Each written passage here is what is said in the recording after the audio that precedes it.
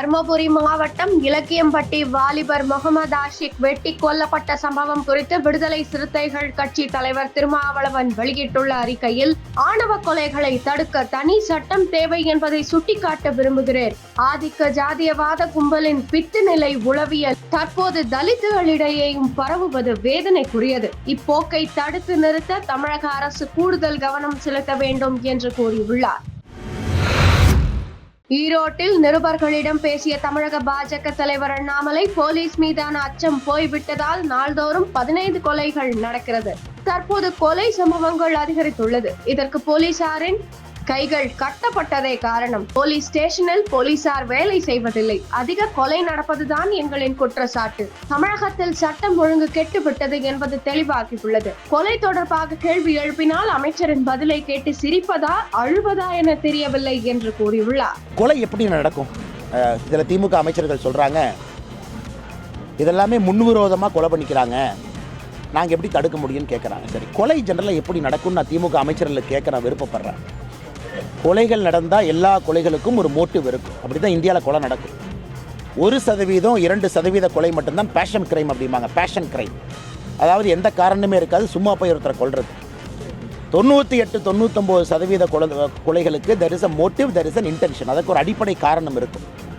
இன்னைக்கு முதலாக இந்த திமுக அமைச்சர்களுடைய எக்ஸ்பிளனேஷனை பார்க்குறோம். தமிழ்நாட்டில் கொலை குற்றங்கள் அதிகமாக இருக்குது, எல்லா இடத்துலையும் வெட்டி கொலை பண்ணுறாங்க. நேற்று பார்த்தீங்கன்னா கோயம்புத்தூரில் ஒரு ராயர், தினமும் ஒரு ஊரில் ஏதோ ஒன்று இந்த மாதிரி நடந்துக்கிட்டே இருக்கு. கூலிப்படை தாக்குதலாக இருக்கும். எல்லாத்துக்கும் மோட்டிவ் இருக்கத்தான் செய்யும். இதற்கு முன்னாடி மோட்டிவ் இருந்துச்சு, இப்போ மோட்டிவ் இருந்துச்சு. ஆனால் ஏன் இப்போ அதிகமாக நடக்குதுன்னு தான் கேட்குறேன். காரணம், காவல்துறையினுடைய கைகள் கட்டப்பட்டிருக்கிறது. எல்லோருக்கும் தெரியும், யாரை வேணாலும் எங்கே வேணாலும் கொலை பண்ணலாம். பெருசாக என்ன சார்ஜ் ஷீட் போட்டுருவாங்க, 3 மாதத்தில் பெயில் வந்துடும், 6 மாதத்தில் பெயில் வந்துடும். வந்ததுக்கப்புறம் இந்த கொலையை பழிதிக்க அந்த கொலையை பண்ணலாம். இப்படி தானே பாதி கொலை நடக்குதுன்னா. இதற்கு முன்பும் கொலைகள் நடக்கும் பொழுது அதற்கு ஒரு காரணம் இருந்துச்சு, இன்றைக்கும் காரணம் இருக்குது. ஆனால் திமுக புதுசாக கண்டுபிடிச்ச மாதிரி இந்த மாதிரி முன்விரோதத்துக்காக கொலை நடக்குது, அதை நாங்கள் எப்படி தடுக்க முடியும் அப்படிங்கிறது முதலாக கேட்குறாங்க. இந்தியா முழுவதும் அப்படித்தான் இருக்குது. அதுதான் ப்ரிவென்டிவ் போலீசிங் அப்படிங்கிறாங்க.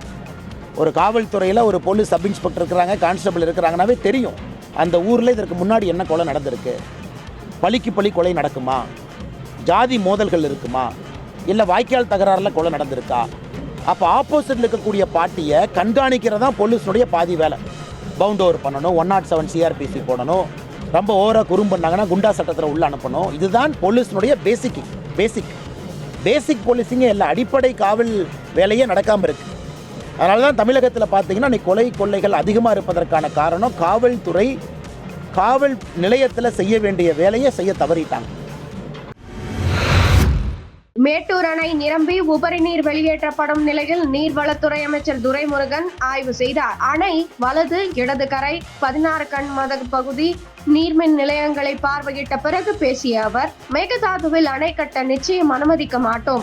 ஏற்கனவே கர்நாடக அரசு திட்ட வரைவு தயாரித்து காவிரி நடுவர் மன்றத்தில் வழங்கியது. ஆனால் காவிரி கீழ்ப்பகுதி அரசின் அனுமதி பெற்றால் மட்டுமே அணை கட்ட முடியும் என்பதால் மேல் நடவடிக்கை எடுக்கவில்லை. உச்சநீதிமன்றம், காவிரி நடுவர் மன்றம் ஆகியவை காவிரி திட்டத்தில் காவிரி நதி நீரை விடுவிப்பது குறித்து பேசியுள்ளது. மேகதாது அணை குறித்து எதுவும் குறிப்பிடவில்லை. தற்போது மேகதாது அணை குறித்து காவிரி நடுவர் மன்றம் பேசுவது சந்தேகமாக உள்ளது. இது மத்திய அரசின் மீது சந்தேகத்தை ஏற்படுத்துகிறது. இது தமிழகத்துக்கு பாதகமான செயலாக இருக்குமா என்றால் அதற்கு பதில் ஆம் தான் என்றார். மேகதாது கட்டணும்னு அவங்க ஒரு ப்ராஜெக்ட் கொண்டாந்தாங்கன்னா என்ன கண்டிஷன் இருக்குன்னு கேட்டால், கீழே இருக்க ரைப்ரரி சைடு அந்த தண்ணி காவிரியினுடைய கடைமடை பகுதியில் இருக்கிற நம்முடைய அப்ரூவல் இருந்தால் தான் அந்த திட்டத்துக்கு அப்ரூவல் கொடுக்க முடியும். அதுதான் முறை. ஏற்கனவே ஒரு முறை நம்ம கேட்காம அவங்க ஒரு ஃபீஸிபிள் ரிப்போர்ட் தயார் பண்ணி கொண்டு போனாங்க. கொண்டு போய் அதை சென்ட்ரல் வாட்டர் கமிஷன் ஓகே கொடுத்துட்டாங்க. ஆனால் மற்றவங்கெல்லாம் வரல சொன்னோன்னே அதை எடுத்து போட்டாங்க. நாங்களும் போய் சொன்னோம், அதை கேட்டு போயிட்டாங்க. இப்போ நான் நேற்று முதல் நாள் பார்க்குறேன், இந்த காவேரி வாட்டர் மேனேஜ்மெண்ட் போர்டு இருக்கவங்க நீங்கள் மேகதாது கட்டுறதுக்கு ஒன்றும் நீங்கள் டிபிஆர் ப்ரிப்பேர் பண்ணலான்னு சொல்லியிருக்காங்க. இதுவரை இந்த மாதிரி விவகாரத்துக்கு அவங்க வரமாட்டாங்க.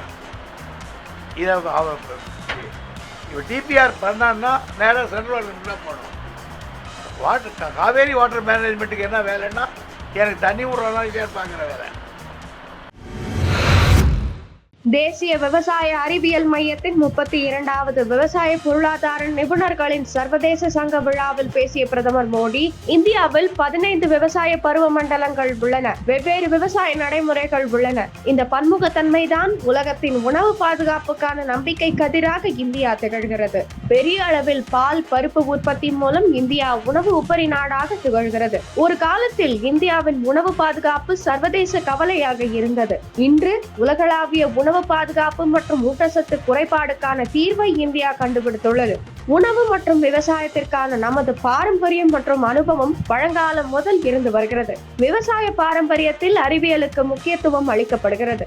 உணவை மருந்தாக எடுத்துக்கொள்ளும் ஆயுர்வேத அறிவியல் நம்மிடம் உள்ளது. சிறுதானியங்கள் அதிக அளவில் உற்பத்தி செய்யப்படுகிறது. உலகளாவிய ஊட்டச்சத்து பிரச்சனைக்கு சிறுதானியங்கள் தீர்வாக உள்ளன என்று கூறினார்.